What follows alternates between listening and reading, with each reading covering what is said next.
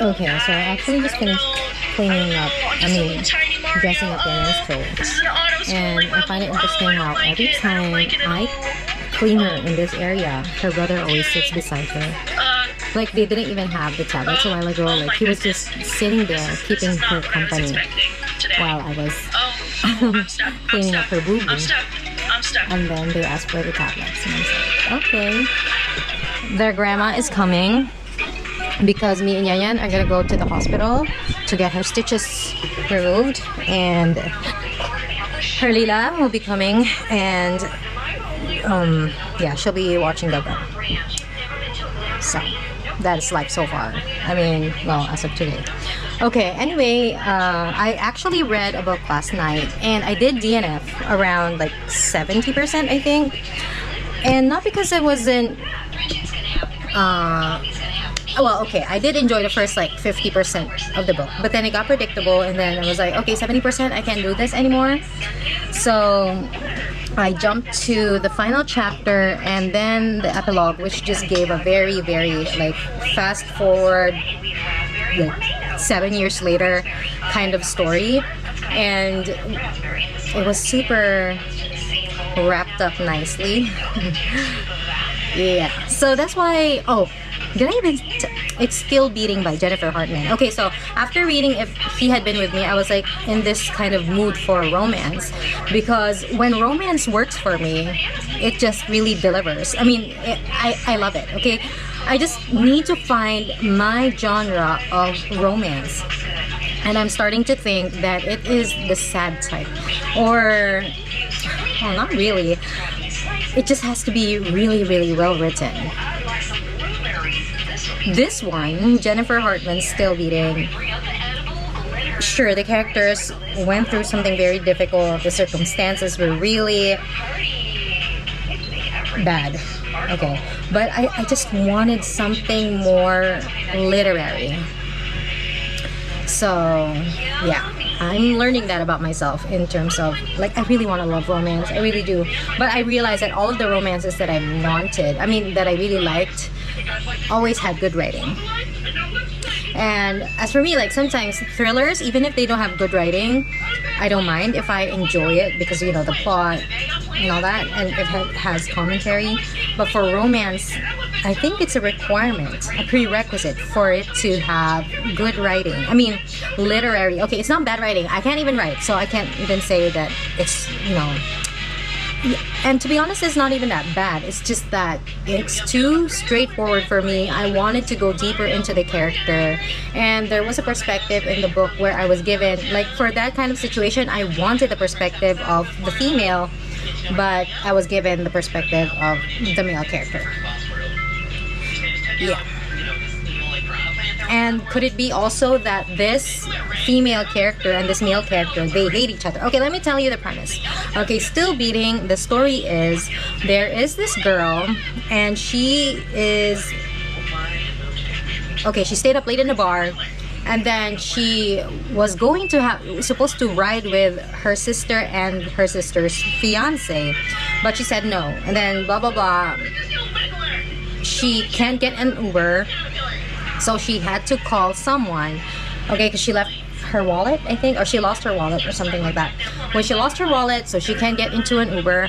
I don't know how that works. Do they pay cash in Uber? They can't pay card. Anyway, and then she had to call her sister's fiance, whom she has this very, like, they want to kill each other. That's the kind of relationship that they have.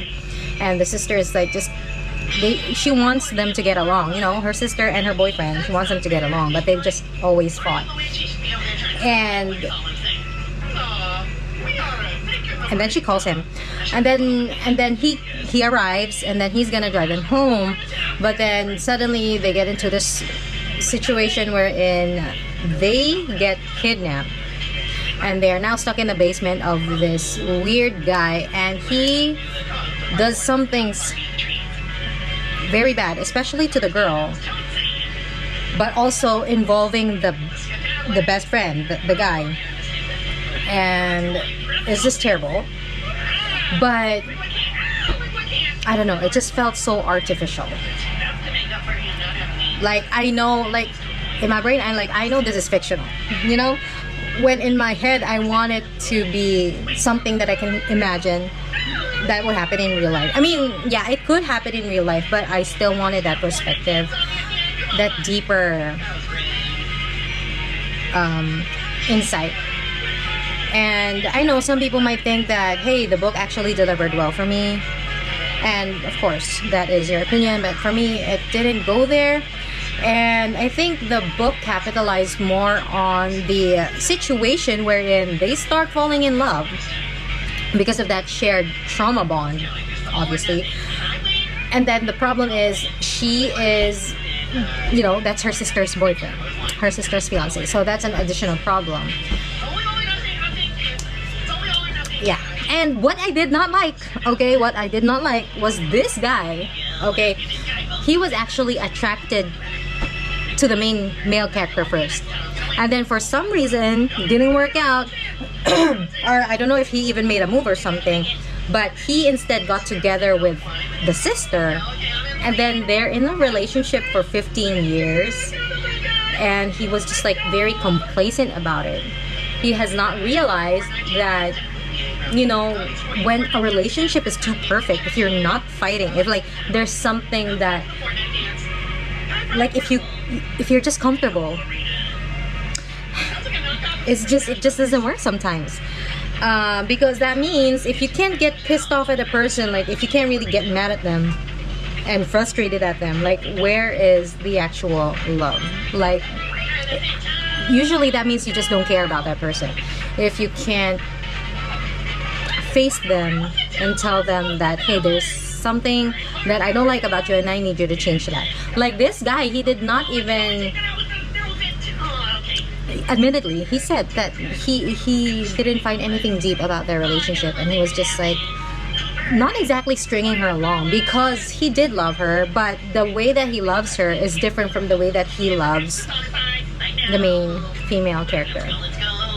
So that kind of annoyed me, because you just wasted Mandy. Mandy's the sister. You just, okay, so Cora is the main character, Mandy is the sister. You just wasted Mandy's 15 years, okay?